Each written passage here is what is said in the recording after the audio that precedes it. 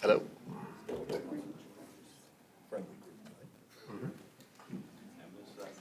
You can tell it's a new year. Everyone's revived and ornery again. Nice crowd too, guys. Yeah.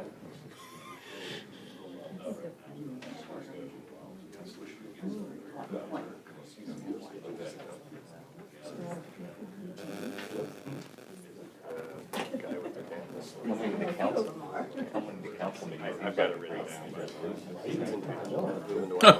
Oh, yeah. That's a great place. Good luck.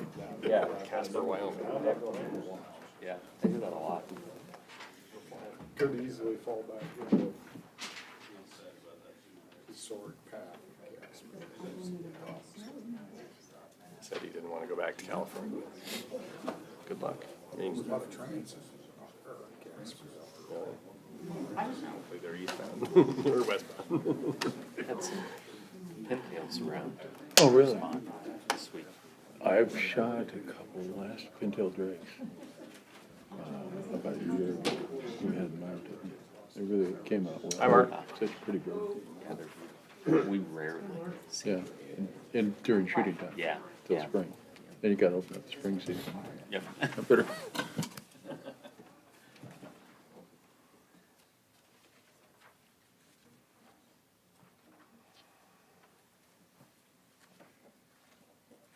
One minute warning.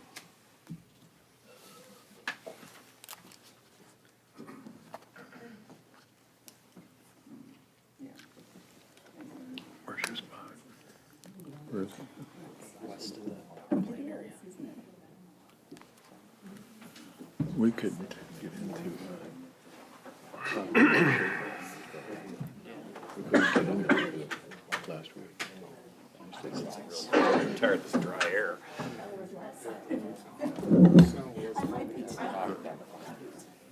Otherwise, I think it would've been really good if we would've been able to get in there.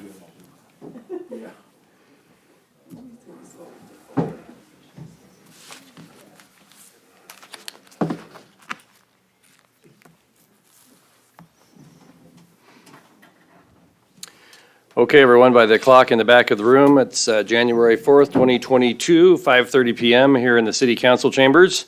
Council, we've been at this for 13 months or so, and my, have we done a lot of things this last year. I hope everybody's happy and enjoying their time. It's going to be another exciting year, I think. Calling the meeting to order, we first have an invocation by Pastor Clint Walker from the First Baptist Church.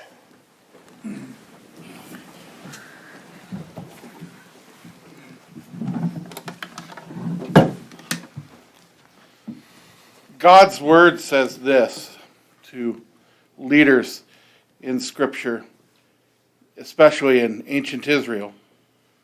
Word says this: He has shown you, O man, what is good, and what does the Lord require of you?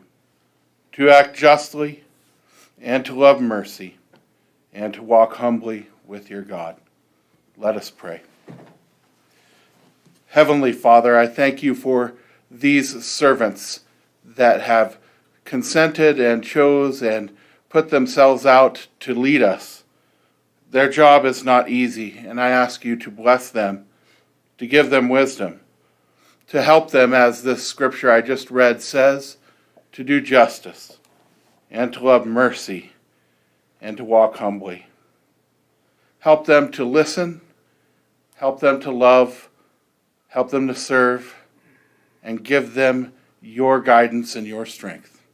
In Jesus' name, amen. Thank you, Pastor Walker. Allegiance to the flag of the United States of America and to the republic for which it stands, one nation under God, indivisible, with liberty and justice for all.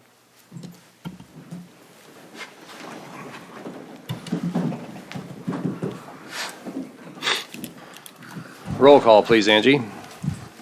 Nisley, Here. Tryon. Here. Bowles. Here. Lucas. Here. Garrick. Here. Harmon. Here. Ricker. Here. Woods. Here. Thank you. A current copy of the Open Meetings Act of Nebraska is posted on the wall at the back of the council chambers. Meeting procedure, the public may address specific agenda items at the pleasure of the mayor. If recognized by the mayor, please identify yourself by stating your name and address. Please address the council through the mayor and limit remarks to something reasonable. We respect our city employees and request that any complaints or criticisms of employees not be aired in a public meeting. Concerns about employees should be brought to the attention of the city administrator or the mayor. Individuals in violation will be declared out of order. We don't actually have an award or an accolade tonight, but I want to mention something that the library has done that's very interesting. In a Facebook post towards the end of December, do you remember the day? 31st of December, 2021.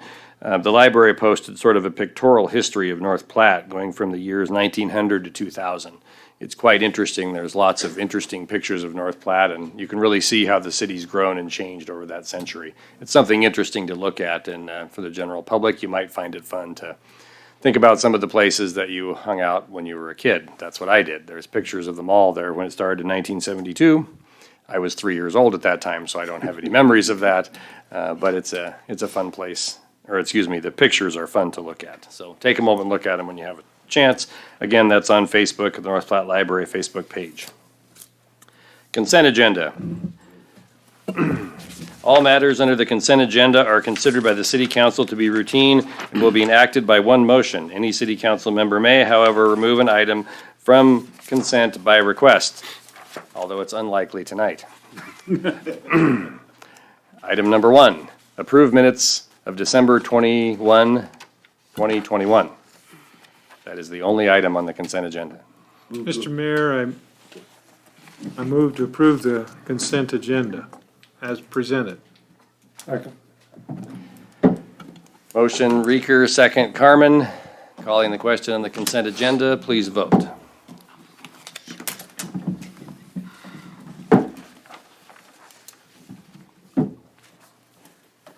Consent agenda is passed. Thank you. Regular agenda. Item number 2, adopt resolution 2022-1 regarding the 2021 City of North Platte annexation study, East 4th Street and East Highway 30, and forward the resolution to the North Platte Planning Commission for review pursuant to the Nebraska Revised State Statute 16-117.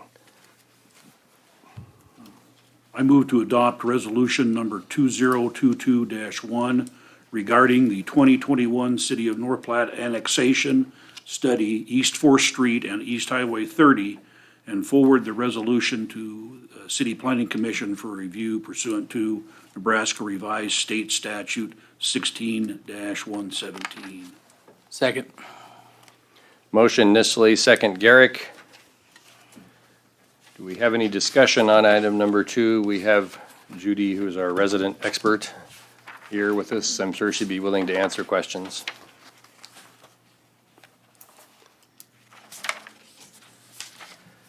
Okay, Mr. Mayor, Mr. Reeker, you have the floor. I'll try to keep it brief. Time you. Do we have any other areas that we're looking at possibly annexing in the not too distant future?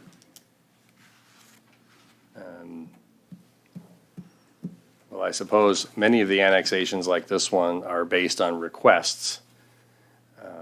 I don't know that we have any other requests recently, do we?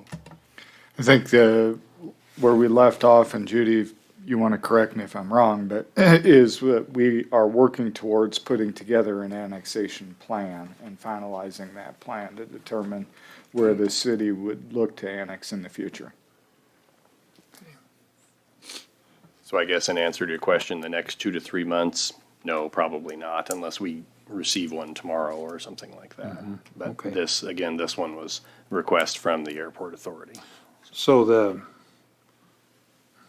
the plan, annexation plan, how do you foresee that being implemented?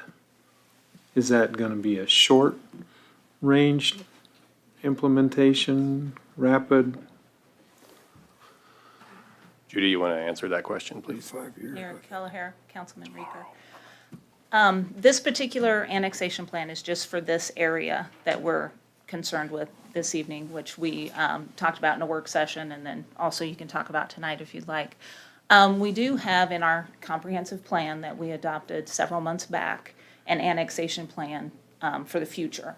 Now, what that looks like, if it's 2 years out or 5 years out or 10 years out, that's dependent upon where administration goes or where you as council decide to go with that. We do have a plan in place, I mean, an initial plan. But every time you do an annexation, like the mayor had said, this one was requested. We can do them, we can request it ourselves if we want to push forward with that. The one thing you have to remember is you can't do annexations during an election year if you're going to annex any type of population. That's against the law. You can't do that. The only reason we're allowed to do this one during an annexation year is because you're not taking in actual residents. But yeah, there's plans in the comprehensive plan, if you want to look at that, in our annexation plan for long-term. But again, what that is, if that's 2 years out, 3 years out, 10 years out, that's dictated by you or by the public if they request annexation. Is that kind of where you were going with It that? does, so annexation doesn't necessarily have to be by request. No, The not council necess- could go ahead and annex a property, presuming there was sufficient votes to get that done. Mayor and councilman, yes, that is true. Okay. The city can initiate the annexation if they would like to. Okay, thank you. And each annexation is a very long process. You have to first come up with the annexation plan, which is what you have in front of you for this particular area. There's a number of public hearings that you go through in order to actually do that annexation. Thank you. Oh, I'm sorry, Donna. Mr. Mayor, Ms. Tryon, I'm not sure who won that contest, I but don't Judy, know hold either. on, you may not get very far away, so. have we heard from, is it Corel Concrete? Is that what they're called out there? Has anyone been in contact with them? Mayor, Councilman Tryon, yes, we had direct contact with them. The city engineer actually had emailed them several months back and put in an initial contact with them. I spoke with a representative from Kroll today. He requested a map and he requested a copy of the annexation study, but yes, they are fully aware. And we've had a conversation with them. So they haven't voiced any opinion, whether they are for or against? Not directly to me, no. I have a follow-up question. What's the advantage to the airport, I guess, or those entities out there to be part of the city? Is there an advantage for them? Did they state any advantage in their annexation request letter? I don't remember one. No. To be transparent, I mean, obviously, if they were to do any future development at the airport, then being part of the city would allow that area to be blighted and substandard for future development purposes, for sure. And Mayor and council, there are advantages, like Mr. Kibben just stated, as far as funding opportunities if you're in the city versus being out in the county. Also, they can then attach to city services or request city services. At some point, certain areas might want to request city services, and that's a lower cost to them than if they were outside the city limits. So there's several benefits along with what Mr. Kibben stated. I believe we have city services running out there. Yeah. Yeah, I think they are too. That's why I don't quite understand if there was any really strong advantage for them to be in the city. I mean, I understand why the city wants them, which.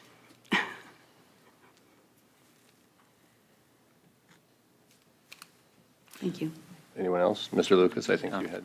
My question got answered, but I came up with a comment now. So I did quite a bit of research. I think, Mr. Vold, I know you did too, but there is a number of items here that I think are fairly important. First of all, anything that goes on in that area, business development-wise, would be subject to city sales tax, so it'd be taxable.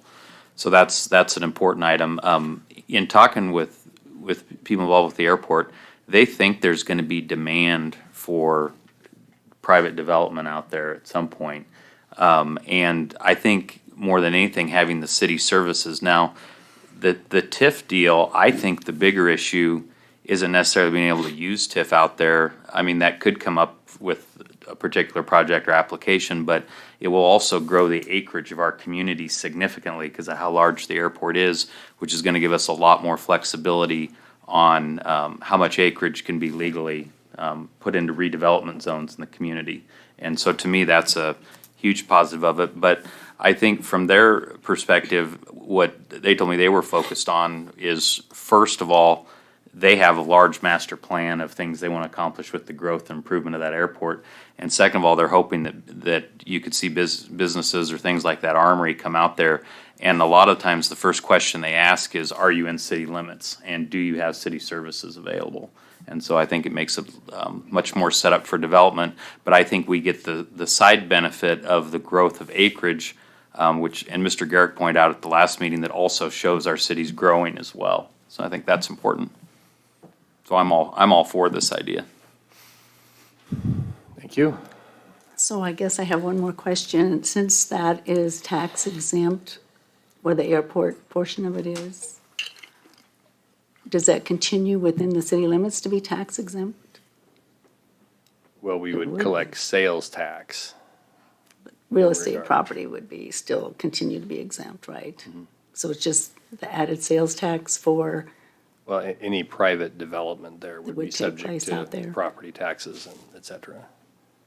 are there, do we know of any plans in the very near future that's going to be developing out there? Anyone speak to that? Yes, if I may. They have a master plan out. I attended the Airport Authority meeting last month, and they do have a master plan out there where they want to reconfigure the terminal, possibly do something different with the FBOs, and utilize some different hangar space. Now, obviously, that's all under the Airport Authority, and the Airport Authority is not a taxable entity in our mind, with the exception if a private company or individual, were, say, to build a hangar space or something like that. I'm looking at this more future, even past these plans, future down the road. I made this comment, it's kind of dopey, but bear with me for a second.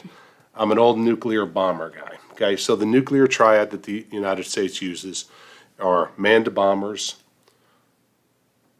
land-based missiles, and submarine-launched ballistic missiles. So all three of those, that's called the triad, the nuclear triad. All three of those are integral to demand deterrence for our nation.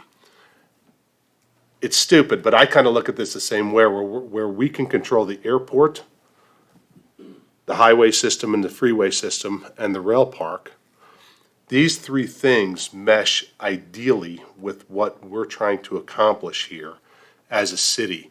So I think this is a logical approach to where we can, because I feel if we can get the rail park done, and we're making great gains on that, and with our interstate system here, that the last piece to really secure is the airport, because I think that's could be the next venture, maybe 10 years from now, to bring, pick a number, to bring manufacturing and that out. We have a runway that you can land a B-52 on. We have a phenomenal runway out there. It's a 12,000-foot runway. We're sitting on a gold mine out there, and we really don't utilize it like we should. So we have a lot of ability to expand out there. So that's where I look at that area and think that this is a logical step to bring that into the city so that possibly we could reap some benefits and be in a financial position to offer possible incentives for a manufacturer like that. So that's Pete's point. Does that answer your question? Well, I can't disagree with what you're saying. The thing that I am hesitant, and I'll probably vote against this, is because it does increase the area to be TIF'd in the future. Of course, you all know how I like that program, right?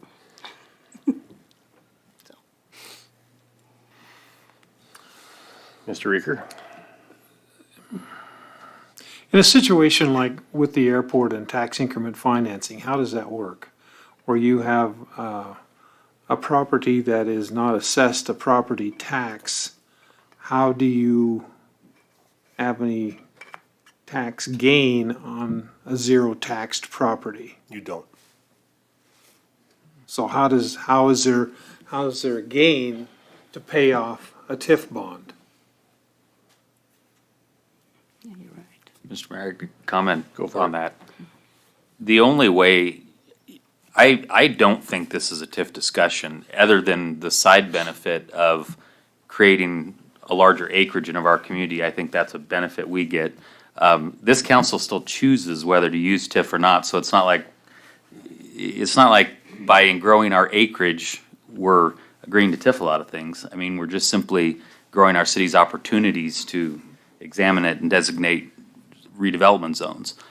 But specifically on your question, I think the airport authority would have to lease land or sell it, and somebody would then have to do a private development, and they would have to qualify as a blight and substandard designation, which would have to be approved by this council.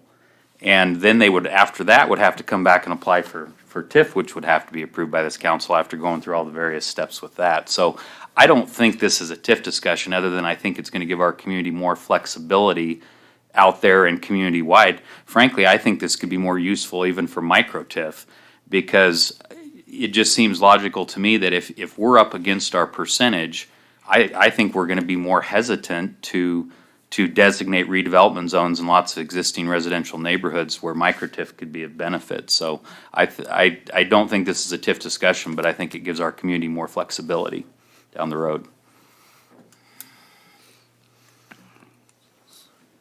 So the airport authority could realistically sell some of that property then? Is that what you're saying, Ty? I know they can lease it, because I think I'd shared with you guys, my Yeah. company had done the land lease. We did a 40-year land lease on a lot. We built a hangar and we're taxed on that hangar, which, just for the record, is not TIFed or never applied for. And so I think in that case, it might be feasible, but I don't know if they can sell the land or not, or what their options are. But I know, like in our case, they leased us a lot.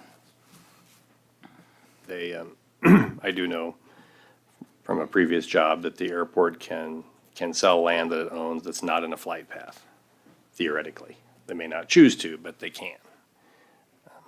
But if you look at most of our airport, quite a bit of it's in a flight path. So I don't think there's probably much out there that could realistically be sold, So- but leased, that's accurate. But in a lease situation, is there a property tax assessed to a leased property? Yeah. Yes. It's really a tremendous deal for the airport, because, like in our case, we pay a lease on the land. We built a structure, a hangar, and we pay a property tax on that hangar. And then when the lease is over, they get that building at that point in time. And I guess at that point in time, they could choose whether they wanted to release it to us or not, if we wanted to rent it.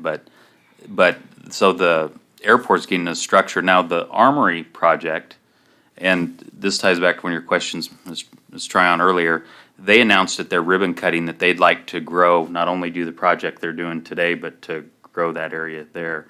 And I don't know if they took the deed on their property or whether that's leased. I don't know if you guys, that they've got that property. So I think that might be an example. Now, they're also tax exempt, but that might be the type of example if it was private where somebody could try to acquire property. Okay, thank you.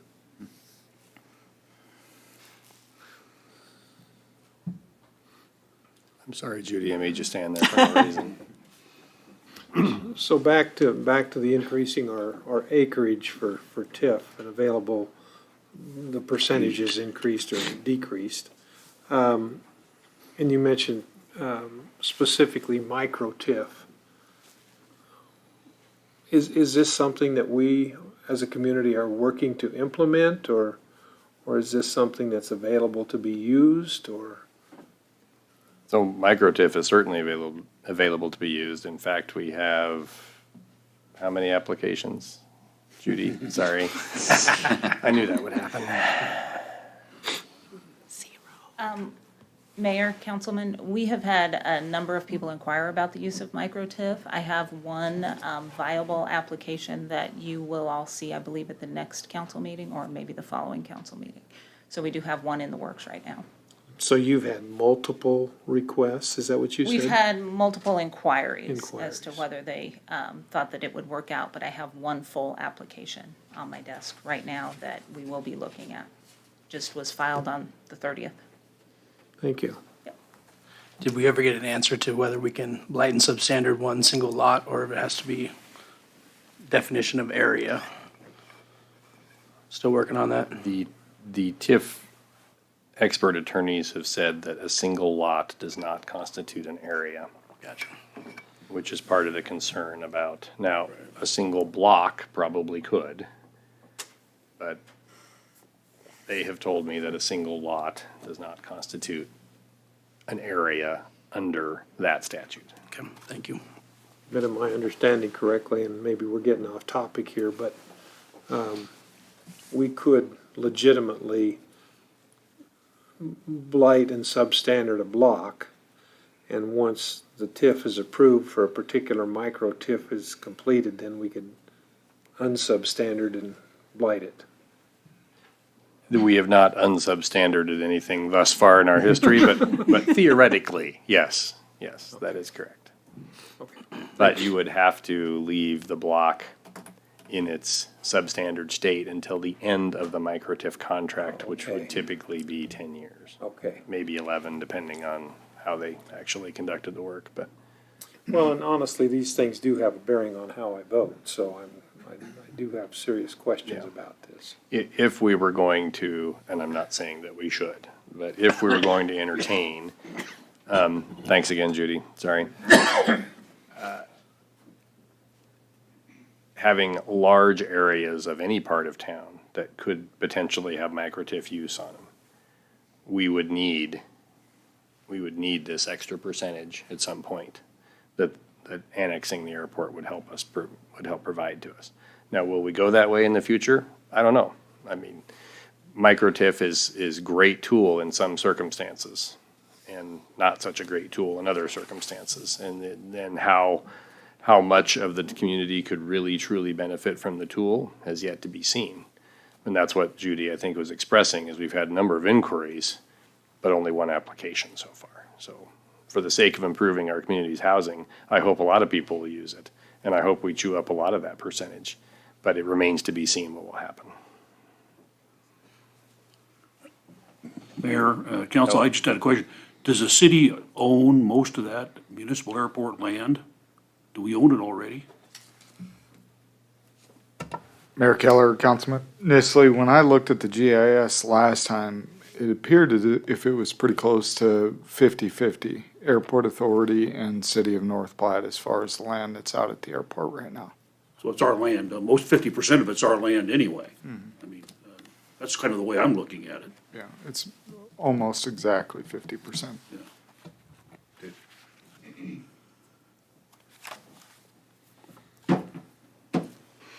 Other questions or comments?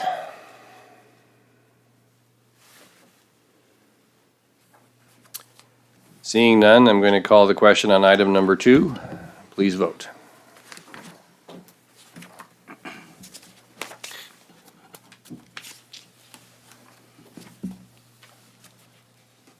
Item number 2 passes. Moving on to item number 3. Authorize the mayor to negotiate and/or execute the agreement for services between the City of North Platte and Foul Weather Consulting.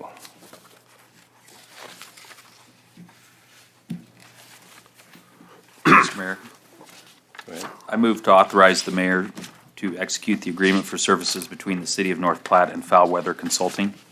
Second. Motion Lucas, second Vols. Mr. Lucas, you made the motion, so you get first dibs. Yeah, one question I've had from some constituents that I'd like to clarify, and I think I understand, is that this isn't necessarily a package deal with an odor arrangement. I mean, an odor, or ordinance, excuse me, an odor-related ordinance would be coming to this council for further discussion, and maybe, I guess I've heard you explain this, Mayor, but if you could explain what this action is and what this gets accomplished, and maybe how that relates or doesn't relate to an ordinance. Certainly. So my preference in making decisions is to make decisions when you have the best information you can get. And this effort is really about getting the information. And I think many of you I've talked to at one time or another about setting a baseline of what the chemicals and the odors are in our community today. I mean, we're all well aware of that sustainable beef is most likely going to build a plant that is immediately next to a sewage lagoon.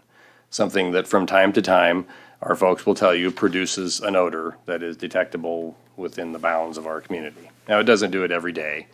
It does it 2 or 3 times a year is what I understand, unless you're standing out there right next to it. But if you consider 3 or 4 years from now, and sustainable beef is operating, doing 1,500 cattle a day, and we're enjoying the benefits of all that, and then something starts to smell out there. And if you're someone that lives on the east edge of town, you might be particularly wondering what's going on. If we don't establish a baseline of the odors, and we don't have a mobile device to detect what exact chemical we're smelling and where it's coming from, how will we know what to do? I mean, we could end up in this situation very easily. And there could be other developments out there in the vicinity of the sustainable beef plant. I mean, we don't know, there may not be, but there certainly could be. Mr. Pearson would tell us we've been contacted by 4 or 5 other entities who would be interested in locating and doing something in some proximity to a beef plant. What if one of them stinks, just to be blunt? And you have a part of our community saying, well, that's that darn beef plant they're out there smelling. How will we know what it really is if we don't have A, some baseline data, and B, a mobile device to detect and the expertise to do it, what exact chemical is out there that's actually creating an odor? Now, I think everybody knows, I was one of the people that went to the Kuna beef plant.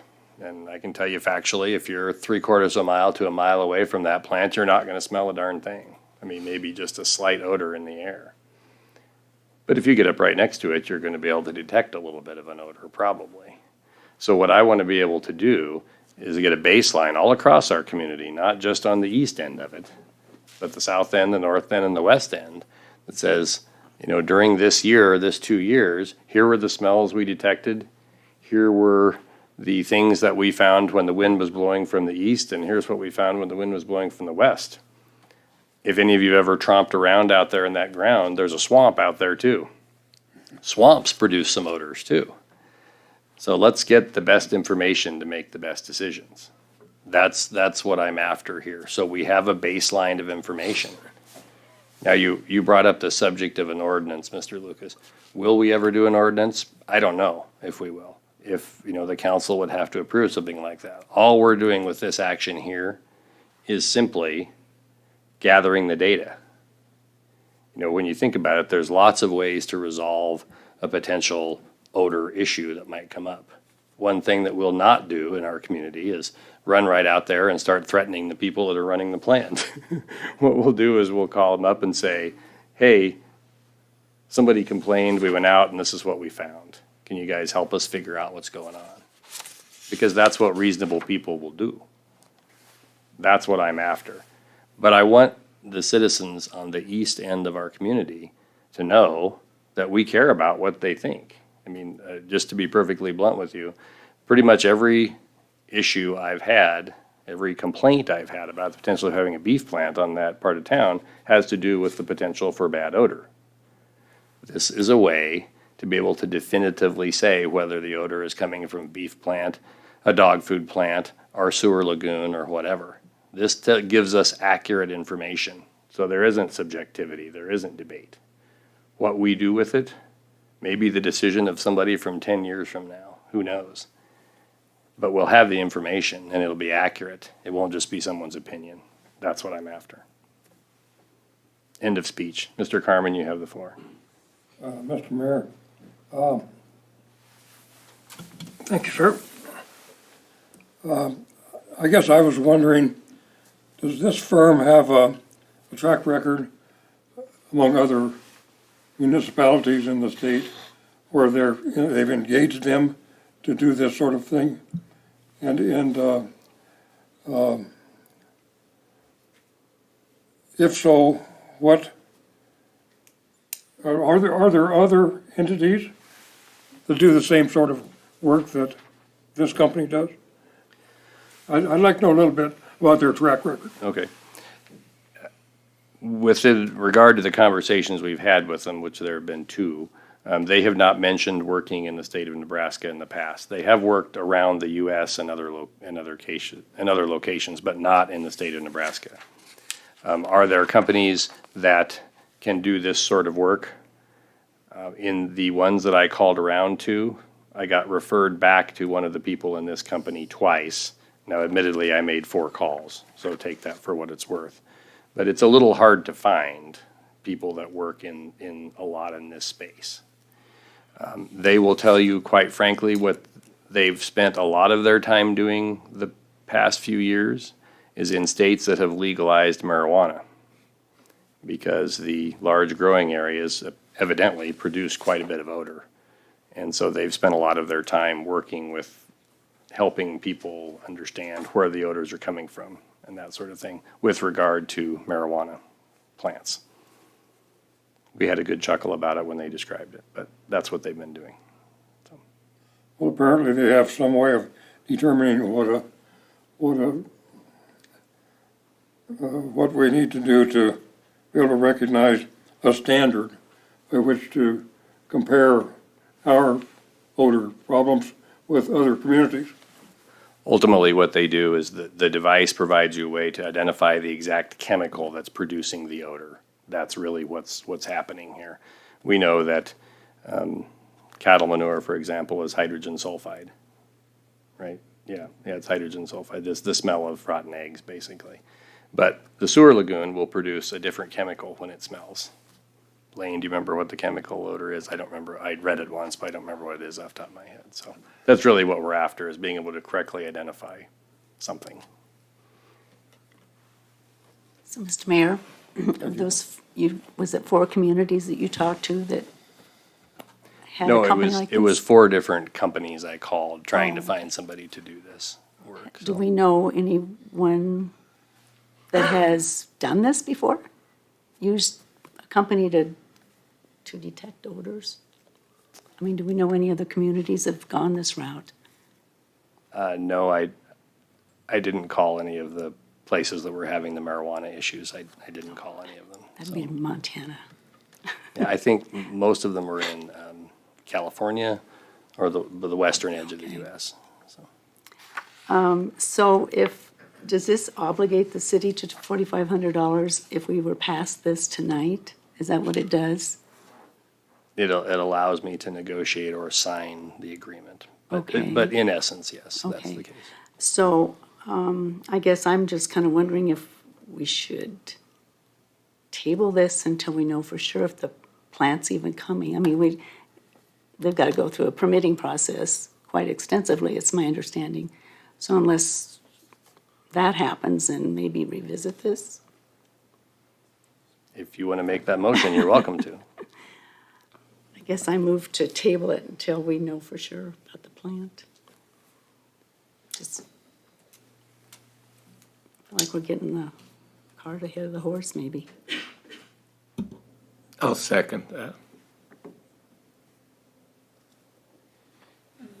Hold on, I'm making notes. Still in discussion? Hold on, once a motion to table is made, discussion stops until that motion is resolved. So motion to table by Tryon, second, is that you, Mark? Yes. Okay. Okay, before we can continue, we have to vote on the motion to table. So if you vote yes, you are voting to table this discussion until we know for sure if the beef plant's being built, based on your motion, is that correct? Right, that's correct. Okay. If you vote no, you're voting to continue the discussion in essence. Calling the question.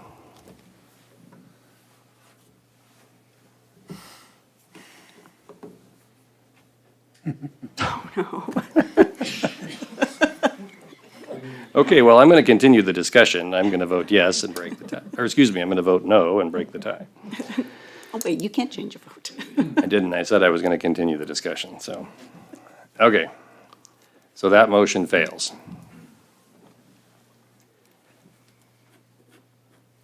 So do we have any other thoughts, or Mr. Reeker, you have the floor? Thank you, Mr. Mayor. So, if I'm understanding correctly, this will be used to establish a baseline for odor. That's correct. And so, any, Hey, Ed, would you turn your mic on, please? oh, sorry, thank you. Thank you. So presuming we go down this path and we've established the baseline, existing odors will not be enforceable because they'll already be part of the baseline, correct? In other words, I'm Well- thinking specifically the sewage treatment facility. So we're not enacting anything that would involve enforcement. Right. At this point. We're just gathering data. That's all we're doing here with this portion. And so conceivably then, the sewage treatment facility would be included in the baseline for the odors. Correct. And so if at such time we as the city council would approve an ordinance to enforce some type of action for offensive odors, would we have the opportunity to include the sewage treatment odors in that particular ordinance? Certainly, yes, it could be done.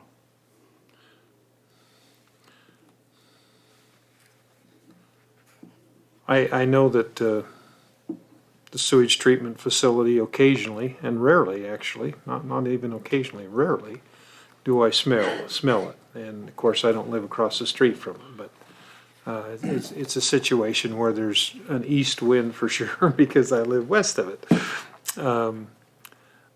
But I don't want to put us in a situation where we would be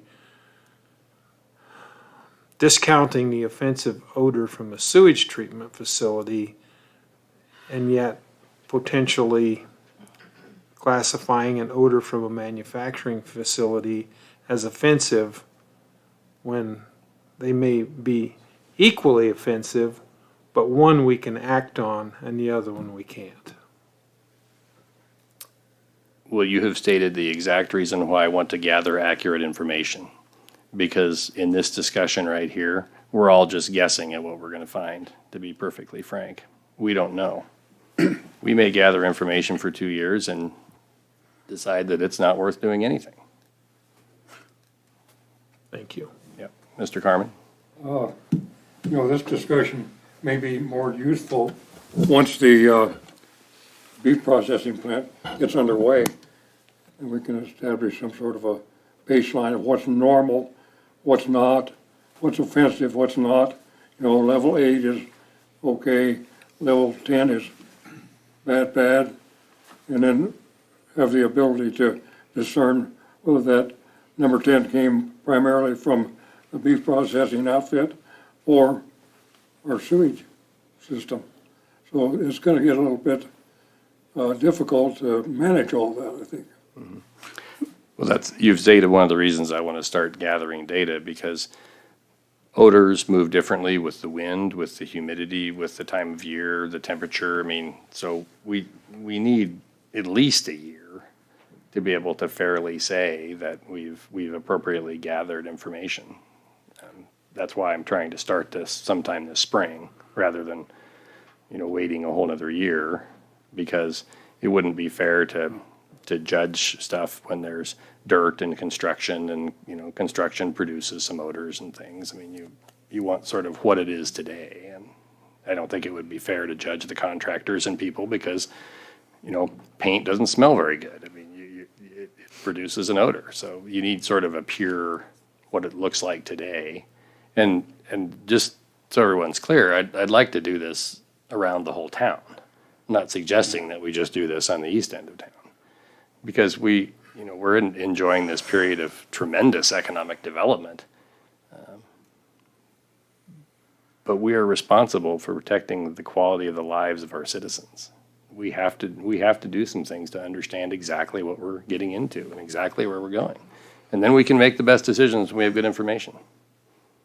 That's all I'm after. If I just may add something here, Mayor, the city council, is that, there's the odor issue, but, it's like with hydrogen sulfide. I mean, that's a deadly gas at high concentration. I mean, you need to identify, just because it's a rotten egg smell, but in a confined area, it's quite deadly.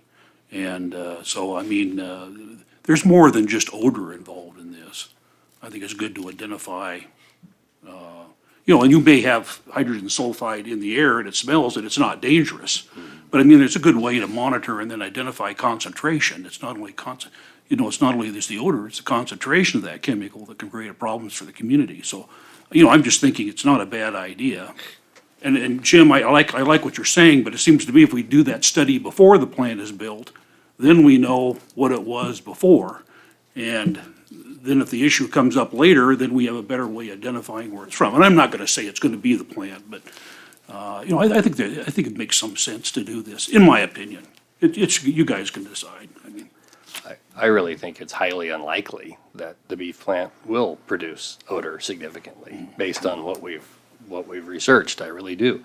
But it's mechanical, and at some point, something is gonna break. And I'd like the people that are in charge at that point to be able to call the folks at Sustainable Beef and say, hey, I think you've got a bad motor. And they can go fix it and life goes on. And that's it. That's how you're good partners. That's how you're good partners with industry and the businesses in your community. You don't go crazy creating ordinances and stuff. You just make sure you can identify the problem. If we have a serious problem, just a second, Mark, we're gonna turn it over to the Nebraska Department of Environmental Quality, and they're gonna deal with it, because boy, they have the whip, especially with regard to agriculture. But we can hand them the data when we do, and hopefully that will never, ever happen. But if we ever had to, we're setting our community up for success. So, sorry, Mr. Woods, go ahead. Oh, that's okay. I just would like to clarify a point in my own mind. The equipment you use identifies and the chemical compound, so we can catalog those. Does it in any way give you a numerical measurement of the amount, or does it just identify the compound? It identifies the compound as well as the strength, and the strength is based on degrees of dilution. So no different than if you stand right over your mower just after you poured gas in it, you get a pretty strong gas smell. If you walk 10 feet away, you probably can't smell the gas. So the reason you can't smell it is because it's diluted in the vinegar. So what that device does is says it's chemical X, and the dilution rate is XYZ. It allows you to calculate it. So, thank you. One more question over here. Okay. So the Department of Environmental, do they have equipment to do the very same thing? I don't know. Should we maybe find out? Maybe if the odor gets that bad, just call them up, have them do it. We'd save ourselves. The difficulty with that is when you call in the big guns, then you got the big guns coming in. If it's something we can give them a call and say, hey, we're getting some complaints, maybe check some stuff out, they can fix it, and we handle it locally as opposed to some serious fines that may come down the way. Would be my concern with that kind of. I would agree with that. I just don't want to be doing something that's the state already can do.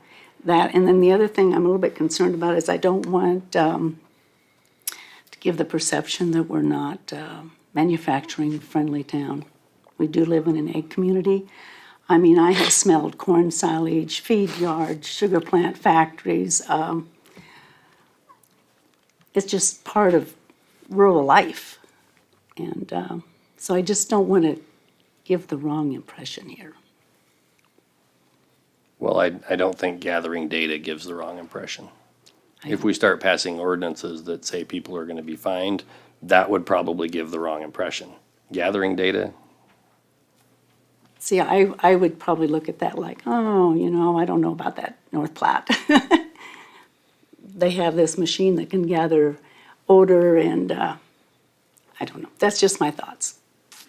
Well, the only comment I make here, we've lived with this for years. I mean, the UP Railroad out there, I mean, there's been a lot of chemical come off of that, and we've never done that. But, at some point in time, you have to start looking at the interest of your own community, you know what I'm saying?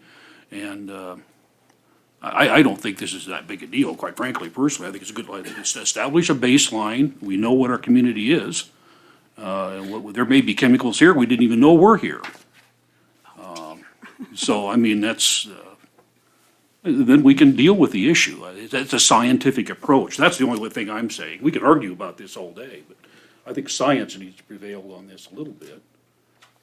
I don't know. That's just my thought. Well, one more thing.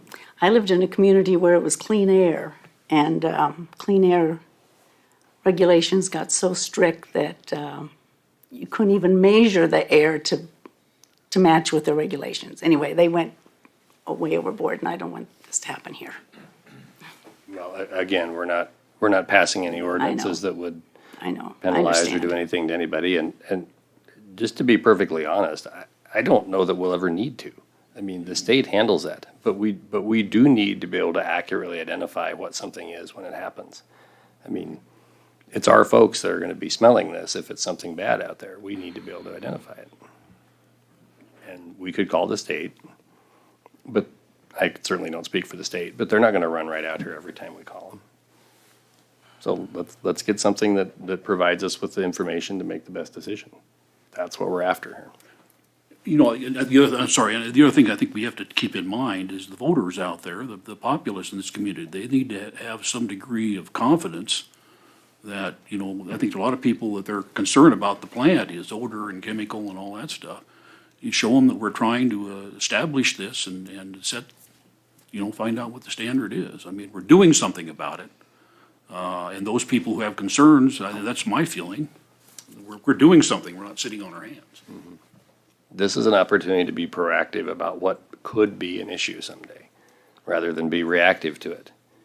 And I think most of us know that when we're reactive, we tend to be a little more harsh than when we're proactive. So let's be proactive. Mr. Mayor, Mr. Reeker? I appreciate greatly your comment about being, I don't know the exact term you used, but being a good citizen. In other words, we're not just gonna go out there and throw the book at somebody just because some odor may come along. And I travel quite a bit, and I travel through towns that have ethanol plants. And they have a very distinct odor, very, very distinct odor. Some of you may remember, not all that long ago, there used to be a Debus bread factory in Hastings, Nebraska. And I would drive by that on Highway 6. And it reminded me of Mom's homemade bread. And it smelled really good. My concern is that we, as a community, right now we have a lot of promise of development in our town, and I'm really excited about that. I think maybe for the first time in generations, North Platte has established some national recognition as a community that's moving forward. And I sure don't want to do anything that would hinder that. Even like an ethanol plant, I mean, they have a very distinct odor. Do we want to trade off, and I don't know whether there'll be an odor. You have a better idea about that than I do because you were actually there.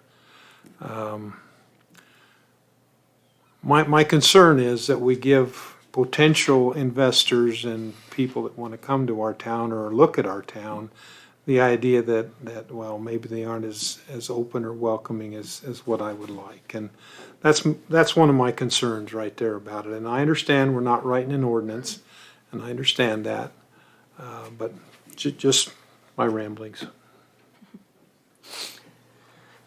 I agree, and I share your concern.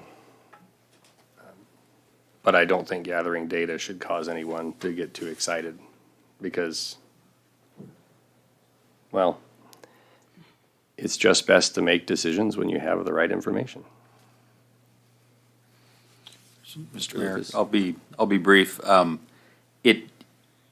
think we're blowing this issue a little larger than it is. I mean, what I'm looking at is a under $10,000 request to purchase a measuring device and to learn how to use it. Well, my doctor has a measuring device for my blood pressure and my heartbeat and my temperature, and we test the roads every day, and Chief Reeves has measuring devices that they use in all sorts of law enforcement. You know, we passed a very large TIF and Quality Growth Fund incentive in the TIF unanimously as a council. I mean, I think we've told the world we want agricultural food production in our community, and I think we've sent that message loud and clear to the entire world. I think this is simply getting a measuring device, which actually cost about half what I thought it was going to. So I appreciate the prudency in driving the cost down, because to get any consultant to do anything for a city less than $20,000 about never happens. So I see this as a fairly modest priced request to purchase a piece of equipment that we'll figure out, you know, down the road how to use it. But I think it's a prudent purchase based on the amount of industry that it looks like is coming to our community, and that we've told, to me, it almost reemphasizes that we've told the world we want agricultural food production in this community, because we're starting to build the resources in our cabinet to properly manage it as a city.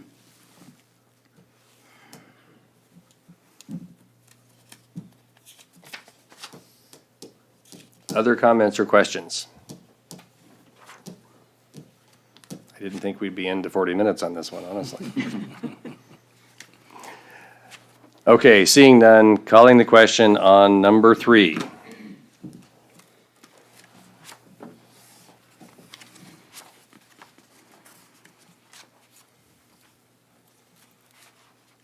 Number 3 passes.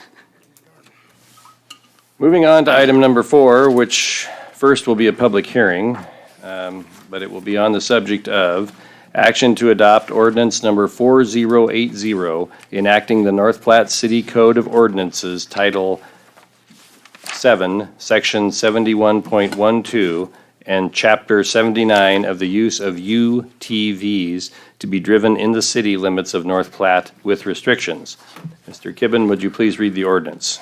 An ordinance of the City of North Platte, Nebraska to enact Section 71.12 of the official city code to make reference to an exception related to the operation of utility-type vehicles, to enact Section 79 of the official city code to prohibit the operation of all-terrain vehicles and allow the operation of utility-type vehicles on city streets and highways, and setting forth a provision under which utility-type vehicles may be operated, to provide when this ordinance shall be in full force and effect, and to provide for the publication of this ordinance in pamphlet form. I do have one point of clarification pursuant to state statute. I don't believe utility-type vehicles are allowed to be operated on state highways. Okay. I move to adopt ordinance number 4080, enacting the North Platte City Code of Ordinances, Title 7, Section 71.12, and Chapter 79 for the use of UTVs to be driven in the city limits of North Platte with restrictions, on first reading. Second. Motion Garrick, second Vols. Do we have any discussion? Oh, excuse me. We kind of jumped the gun, guys. We forgot to do the public hearing. We need a public hearing. Sorry about that. Okay. Mr. Garrick, would you, I rescind my motion. thank you. Okay. I do this right, open the public hearing. So a public hearing on the ordinance 4080 regarding the use of UTVs. If anyone would like to make a comment, you're certainly welcome to approach the mic. Give us your name and address. And make your comment. Mayor Kelleher and city council members, my name is Charles Mattson. I live at 914 East C Street, North Platte. I hope that everyone here recognizes that this is really kind of a unique situation for our town. We've never really got to do something like this. I'm personally looking forward to it because, as I pointed out to a few folks, there's a lot of usage for UTVs within the past few days we've seen in parking lots that are running out on the street, clearing parking lots and so on and so forth. I believe that will help our landscaping companies that also do snow removal to save them a lot of money and be quicker at going to their various locations to clear snow and everything else, because they won't have to load, unload, whatever else. They can use one machine, maybe with a snow blower in the back and so on and so forth, and go out and do more work. Myself, I own one of these machines, and I have to drive 70 miles one way just to actually use it. And in the meantime, it sits. Well, that's hard on a machine, just sitting for months at a time. To be able to utilize it every couple of weeks or whatever to go buy provisions or whatever else will allow that machine to last longer, because it won't be dry starting and whatever else. So on a third note, I talked to Sheriff Kramer today. And the sheriff's office used to have a couple of these machines on loan. They no longer have them. Now, machines like this were used back in 2014 of September, because we had a homicide on the north side of South Platte River with some transients. And they had to ask civilians to come and help for evidence gathering that had these kind of machines. So I asked Sheriff Kramer, I said, you know, is this part of the sheriff's posse kind of scenario? He said, yeah. He says there'd be possible usage for this also. So not only for parades, which we see them used, but also a possibility for volunteers like myself, I'm retired now, to volunteer to help out with that. And I contacted a person that's involved with the Lincoln County Sheriff's Posse. And that's something, if this were to pass, to where I would be happy, and probably several other people that own these very expensive machines would be able to offer up their services for utilization in that capacity. So with that, I hope everybody on the council kind of considers those items. Okay, thank you. Thank you, Mr. Madsen. Any questions? We reserve the right to call you back if anyone comes up with any. Okay, thank you.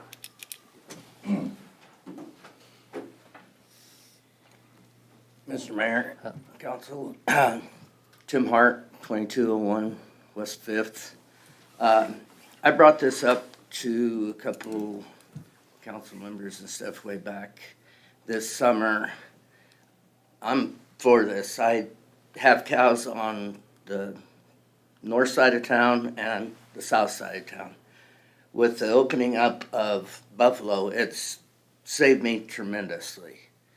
But with that, with the price we see of vehicle pickups, $70,000 on average for a new pickup, me beating that pickup around compared to me using my UTV, hauling post and driver or feed, whatever, shovel to go and move water,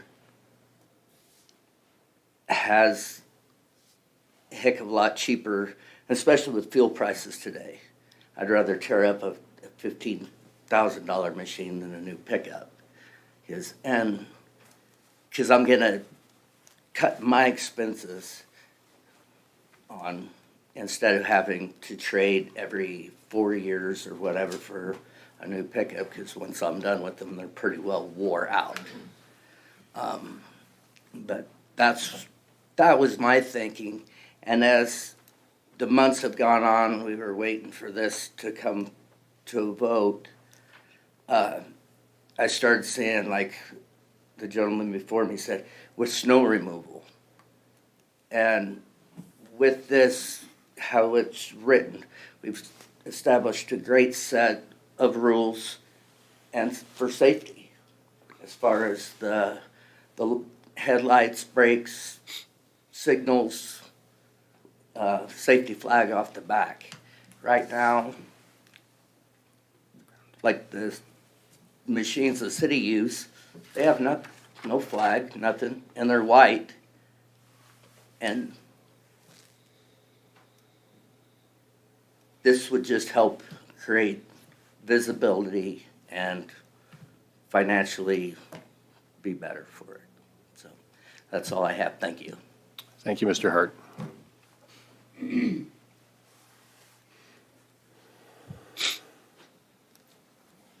Anyone else like to make a comment? We have motion in the back.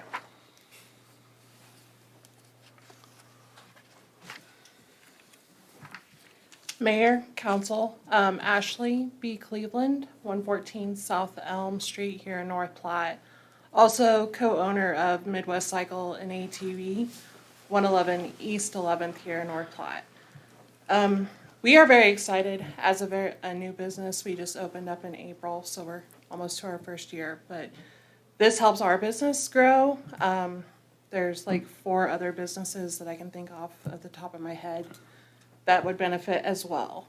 Our parts that we buy through our distributors, they are all sales taxed. So the more money we make with these guys, the tires, making sure seat belts, lights, headlights, all that safety equipment. When they purchase from us, they are also putting back to our city, our community. So we are excited for this and hope it passes.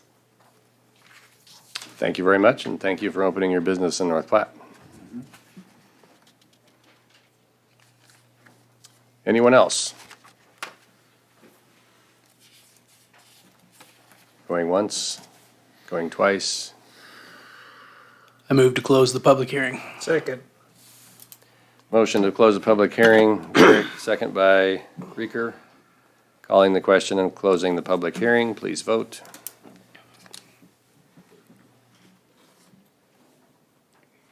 Okay, the public hearing is now closed. Now we're back to number 4, which is action to adopt ordinance number 4080, enacting the North Platte City Code of Ordinances, Title 7, Section 71.12, and Chapter 79 for the use of UTVs to be driven in the city limits of North Platte with restrictions. Round 2. Round 2.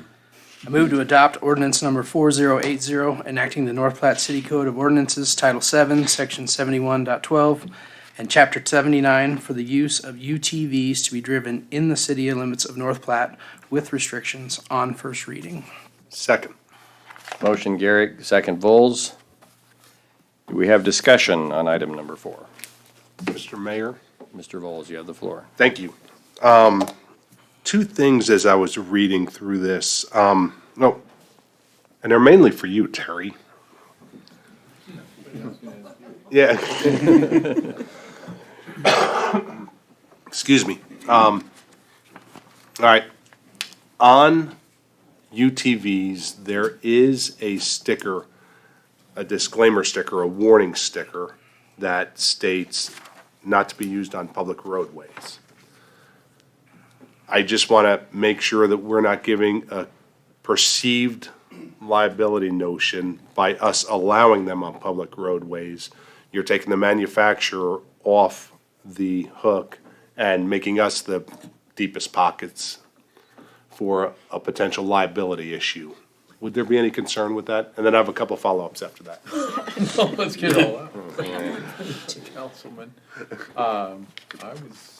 I don't think the city waives its sovereign immunity. And so there would still have to be active negligence on the part of the city. And an injured party would have to file a tort claim. Frankly, I was wondering about special policies and riders that are not available. There's no comprehensive coverage. Actually, there is. So Everything's insured with. So, yeah, and this brings us to my second. So an insurance company, my insurance company at least, we rate these as motorcycles, okay? So they're a private passenger auto under the classification of motorcycles. So we'd write it just like a motorcycle policy with liability limits, limited med pay, but comprehensive and collision as well. My point was it has to be declared and you have to know the risk you're insuring. Correct, yes. It's So- not implied. You have to physically write it on a single line auto. Right. Yep. So, yeah, so the person driving these would have to take out an insurance policy and adhere to the financial responsibility laws of the state of Nebraska at least. So, Which would and be could be part of the licensing provision. These things are could eventually very well be, yeah. contemplated that they'll be licensed. Yeah, and that's an excellent point. Probably should be. And with that, since we rate it as a motorcycle, the state of Nebraska requires helmets for motorcycle operators. Now, it's just an insurance company rating it as a motorcycle, but I wonder how the state looks at a UTV if they classify it as a motorcycle for laws as well. These are just things to think about, because this is the first of 3 readings, right? So, and Chief, I don't know if you know the answers to that, but these are just things to maybe contemplate and look forward to for the next time we talk about this, I guess.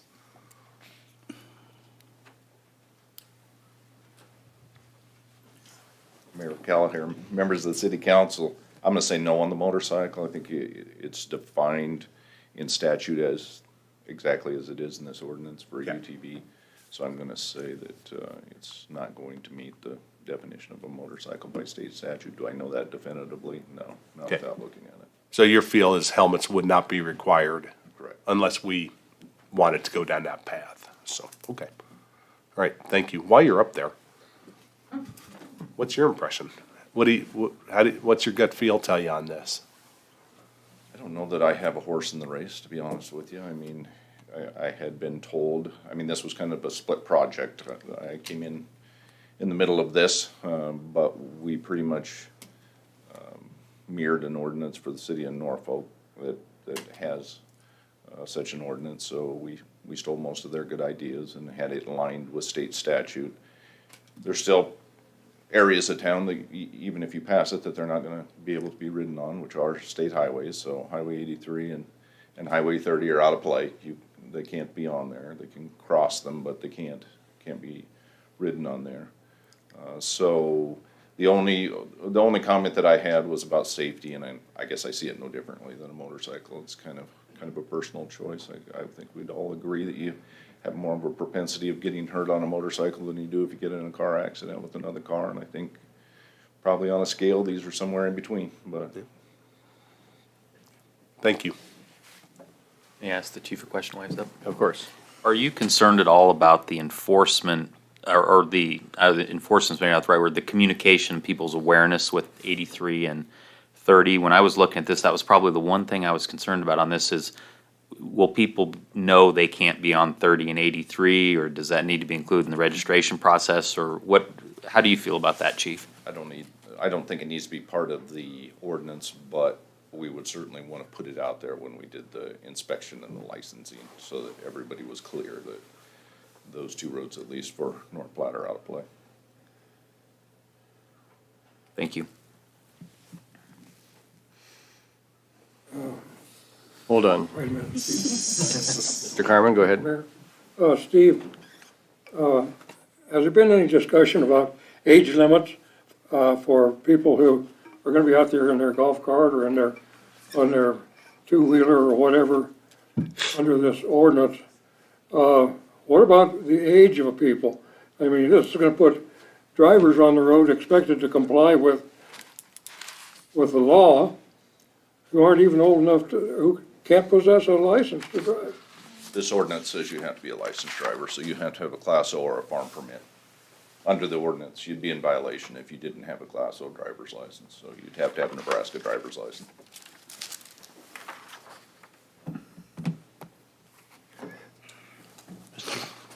Reeker, did you have something to say? I do. Mr. Mayor, Chief Reeves. So if I'm understanding correctly, these vehicles could not be ridden or driven on East 4th Street, North and South Jeffers, and Rodeo Road. And Dewey. And Dewey.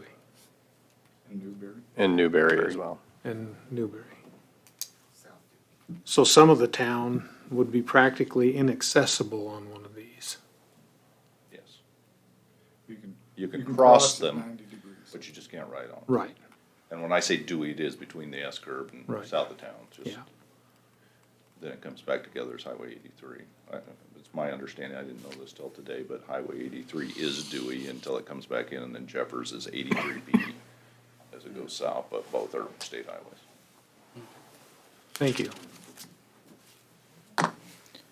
Mr. Merritt? Mr. Lucas? Could I ask a question of Ashley or a representative from Midwest? Michael, one of you guys would. Thanks, Chief. Answer a question. I'm glad you're here tonight. Yeah. One of the feedback items that I had in my research was I want to make sure I understand this, that the turning signals get added with some brands with an aftermarket kit, is that right? Okay, is that fairly easy to do, fairly affordable to do It's that? very like plug and play. Okay. I mean, you can go, cheap, or if you want to spend the money and have the bling, the LED, Okay. it does this fancy item, turn signal. I mean, it's all plug and play. Okay. So, And then how big a deal are mirrors? In the proposed ordinance, a mirror isn't included, and in my research, someone suggested that we consider adding a mirror requirement. How big of a deal is a mirror, a rear view mirror of some type? like to install, Yeah, $15-20, okay. says my co-partner. Do you think for the safety of, do you think a mirror, I've never driven a UTV. Do you think a mirror is constructive to this ordinance versus what we have today? I think today it has turn signals and the flag and the brake and the light. Do you think a mirror should be considered as an addition, or what's your thoughts on that? Yes. Okay. We say yes. Good. Thank you. That answers my question. Thank you. I like mirrors. Yeah. Mr. Mayor, could I move to amend the proposed motion? I had a feeling you were going to do that. Let me make sure I find the place. You got Probably it. just add item number 8. 7903. Yeah, okay, let's see. I'm sorry. Nope, next page. 04 would work Okay, too. yes, in 7904, the equipment required adding a number 4 to have a rear view mirror. So we would add a numeral 4, and the text would be rear view mirror. Is that correct? Yep, that's my proposed That's your amendment. amendment? Yep. Okay. Second. Is that you, Mr. Reeker? Motion for an amendment to add a rear view mirror as item number 4 by Lucas, second Reeker. Any discussion on this amendment? Mr. Reeker? Mayor, I've ridden motorcycle many, many, many miles, and I've driven an automobile and a pickup truck many more miles. And I think a rear view mirror is absolutely imperative if you're going to be doing any driving. You really do have to know what the traffic situation is around you. And if you don't have a mirror, you do not know what's coming up or is behind you. I think that's very important. Thank you. Other comments? Okay, calling the question on the amendment. If you vote yes here, you are voting to add the requirement of a mirror, or excuse me, a rear view mirror. If you vote no, you are not. Calling the question, please vote.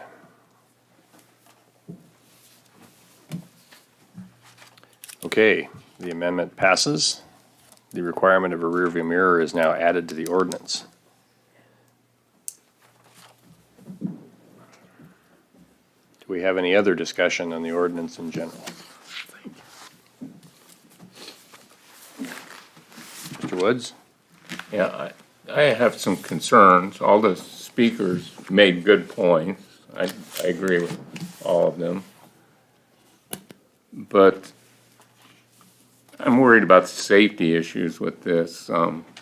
With all the business coming to town, our streets are gonna become much more crowded with vehicles. And the gentleman mentioned driving up and down Buffalo. Well, I see here you can only drive 30 miles an hour, which is gonna create a problem there. The speed limit's 45 or 35 on most of it south. And there's lots of people that own these vehicles because they're fun to drive around, and they are cheaper to work with and more convenient. I get all that. But to have a lot of them on the roads with all the other traffic, it just, the safety issue and congestion it could cause with the speed limit. as far as, you know, like the snow removal, you know, if it was more limited to business applications only, I might be more likely to see it, but the safety issues and the congestion with traffic really concern me. Okay. Any other comments or questions? I guess I have a question. Is there any required education?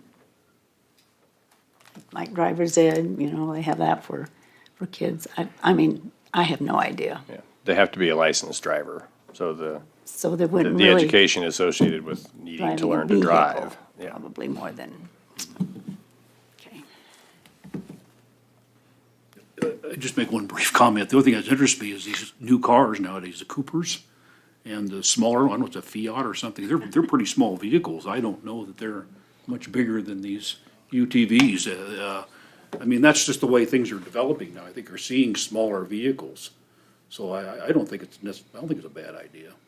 And Mark, I agree with you. The thing that worries me is I'm a driver, and the last thing I want to do is hit one of these people. Oh, I agree. They gotta be There's- defensive drivers. I mean, they gotta be aware that, yeah, you have to assume that they're not seeing you, you know what I'm saying? Then I'm real comfortable with it, but I think it's a good idea. Mayor Kelleher, Mr. city Massey. council members. Mark, I understand your concern, but I'd be more concerned with bicycles. We see bicycles blowing through stop signs and everything else. We've had 2 fatalities within the past few years on bicycles, but bicycles are even riding on Walker Road, a narrow road clear down yonder. Is this gonna add any more safety concerns? Honestly, I don't think so. You see the little white pickup trucks running around, those imported ones? Everybody's seen those? My machine's bigger than that, you know? My machine is very visible. So the majority of these machines, they all have day driving lights. We're putting kits on for turn signals. I even put a horn on them. Mine already came with a rear view mirror, so that's not an issue with mine, so. A horn would be a good idea. But- People tend to not Yeah, I see understand. this. I mean, we can sit here and we can thing. add on to this thing until it becomes Too frivolous. cumbersome. And yet we've got people riding bicycles with no helmets. We've got people riding bicycles with no bicycle flags, but I'm putting a bicycle flag on my UTV. You see where I'm going with this? I mean, you just keep adding and adding and adding when it's a very simple process. It's a very visible machine. Thank you, Mr. Mayor. Thank you. And just for the record books, Mr. Reeves, would you grace us with the microphone, Chief? I want to make sure I understand something. I believe at some point there was a conversation with the folks from Norfolk about the use of UTVs on their streets because they've had them for somewhere around 2 years, as I recall. Is that right? Have they had many incidents that would be classed as a safety incident that they reported? Not that I'm aware of. Chief Hudson talked with them, but I'm not aware of any. And to speak to the speed limit concerns, I mean, we're talking about inside the city limits. This ordinance is only gonna cover what's inside of the city limits. So like Buffalo, it's 25 miles an hour inside the city. If you keep going south, then you're gonna fall into state statute or any limitations that county resolutions may put on you, but we're only speaking about things that are inside the city limits, which you exclude the state highways, not much over your 30-mile-an-hour max. Okay, thank you.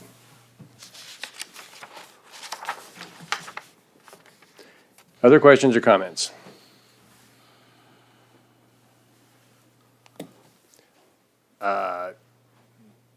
Okay, why not? Go ahead. Tell me now.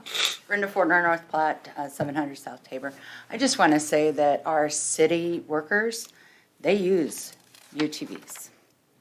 And this would probably also help them with their back problems when it comes to shoveling the snow, if they were able to use a four-wheeler with a blade on it. I don't know if they have to have a certain permit to use those or not, but I've seen them cross streets with them outside of the parks, and I believe utility workers also use them to read meters in town. And I don't think you guys have ticketed them for any of that. So I'm not understanding why this is such a big deal when it's already done. They just want to make it legal. That's all I have to say. Thank you. Okay, calling the question on number 4 with the addition of the amendment regarding the requirement for a rear view mirror. That's what you're voting on. If you vote yes, you pass the ordinance if on the first reading. If you vote no, of course, it doesn't pass. Please vote. Angie, Mr. Reeker left us. Okay. This ordinance has passed the first reading. Item number 5, approve claims. Move we pay the claim. Second. Motion Carmen, second Lucas. Calling the question and paying the claims. Please vote.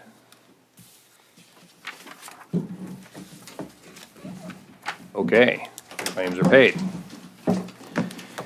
Public agenda request. We respect our city employees and request that any complaints or criticisms of employees not be aired in a public meeting. Concerns about employees should be brought to the attention of the city administrator or the mayor. Individuals in violation will be declared out of order. This is the section of the agenda where we accept any public agenda item requests from the public. If anyone has an agenda item request, please approach and let us know what it is. Going Mr. once, hold on, going twice. Okay, nothing from the public. Ms. Tryon? I would just like to pass on a compliment that I received about the snow removal. So they were pleased with it.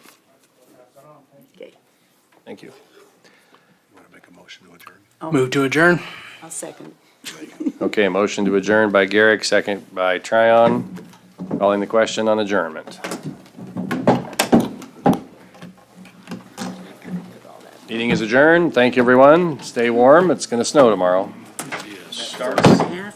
That dark snow wasn't happening on a holiday. I know, I did that.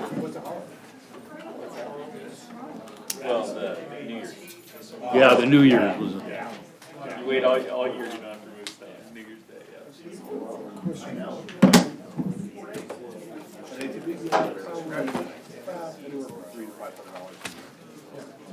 Spending, if you just put liability on it.